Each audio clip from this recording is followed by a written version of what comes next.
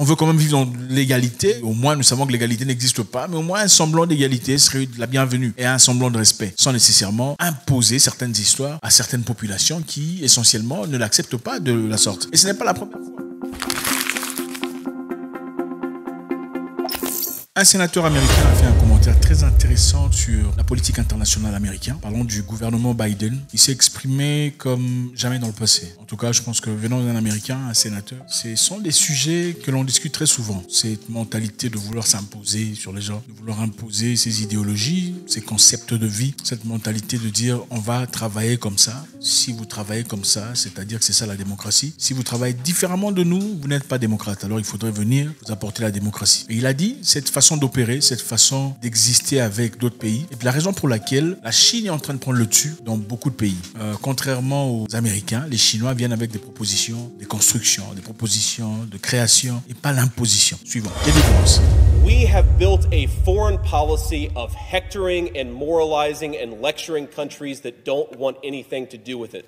The Chinese have a foreign policy of building roads and bridges and feeding poor people, and I think that we should pursue a foreign policy, a diplomacy of respect, and a foreign policy that is not rooted in moralizing, it's rooted in the national interest of this country.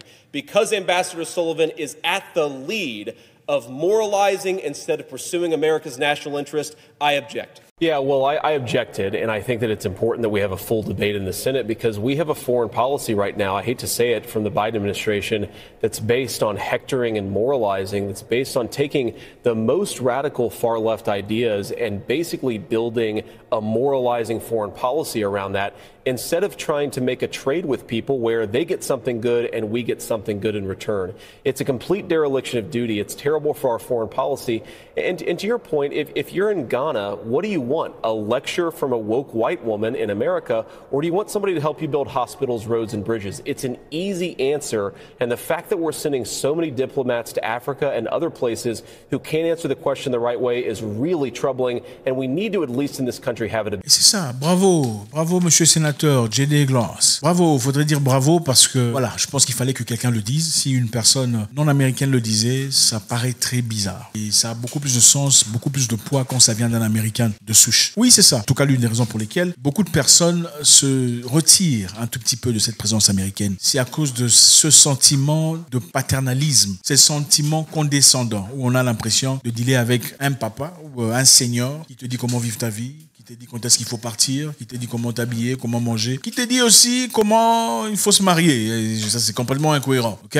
Voilà la raison pour laquelle, partant de cela d'ailleurs, il y a un petit moment, Kamala Harris est venue en Afrique pour essayer d'instaurer cette que vous connaissez. Tout ça devrait se marier et tout ça, et pêcher certaines lois ou voter certaines lois assurant patati et patata, sans tenir en compte les responsabilités, aussi la culture, la tradition africaine, dans ce cas, qu'il faudrait inévitablement respecter. Cette tendance de pouvoir pousser les gens au point où les gens se sentent contraints de prendre des décisions qui quelquefois peuvent aller dans le sens contraire. C'est ça, la raison pour laquelle beaucoup de personnes partent. Je vous rappelle, il y a un moment, Linda Greenfield, sénatrice américaine, est venue en Afrique disant « Celui qui n'est pas avec nous est contre nous ». Country decides to engage with Russia where there are sanctions, then they are breaking those sanctions. They're breaking our sanctions, and in some cases they're breaking UN sanctions with other countries, and we caution countries not to break those sanctions because then if they do, they stand the chance of having actions taken against them for breaking. Ou celui qui ne soutient pas l'Occident dans cette histoire contre la Russie, pour ceux qui s'en souviennent, et essentiellement contre nous, sera sanctionné. Donc n'importe quel pays qui tradera, qui commercera avec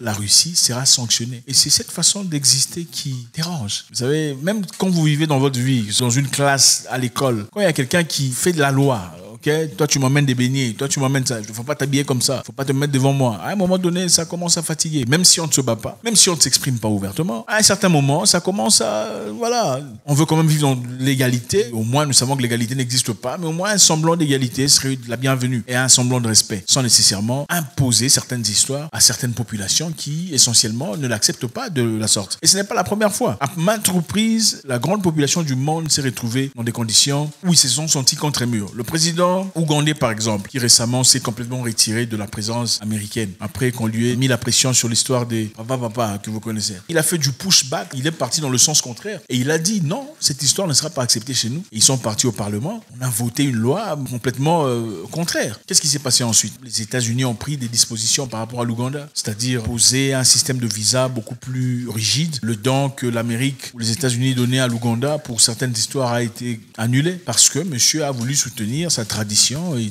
tout le reste. Et ensuite, qu'est-ce que monsieur a fait? Il a dit désormais, nous n'exporterons plus l'uranium ougandais à l'étranger. Some people came and they said they wanted to. We have quite a bit of uranium here, quite a bit. And some people came and they said they wanted to export uranium. I said no. I will not allow anybody to export our uranium because we need it. We need it here. We need it for our power generation. So if you hear that, then don't be surprised. I am the one who stopped the export of uranium, and I will not allow it as long as I'm in charge here. Voilà, c'est comme ça. Quand tu pousses quelqu'un espérant l'intimider, ce n'est pas un faiblard. Hein. Il est assez courageux pour se lever. Lui aussi bloque. Non, ça c'est notre terrain, il ne faut pas passer ici. Si tu veux passer ici, il faut passer là-bas. Il ne faut plus passer par ici. Ça c'est notre maison. Si tu veux passer chez toi, il faut passer là-bas désormais. Oui, tu as peut-être raison, tu es peut-être plus fort. Mais là, c'est leur terrain désormais. Et s'il dit non, tu ne passeras pas, tu ne traverseras pas, tu ne traverseras pas. Dans la logique normale. Et c'est dans ce cas qu'on se retrouve maintenant. Et ce sénateur vient ouvertement le dire. Les États-Unis doivent changer sa politique internationale. Ce n'est pas moi qui le dis, c'est lui qui le dit. Je vais ça encore une fois pour pas qu'on pense que c'est moi qui suis en train de dire. Moi, je m'en fous de votre politique.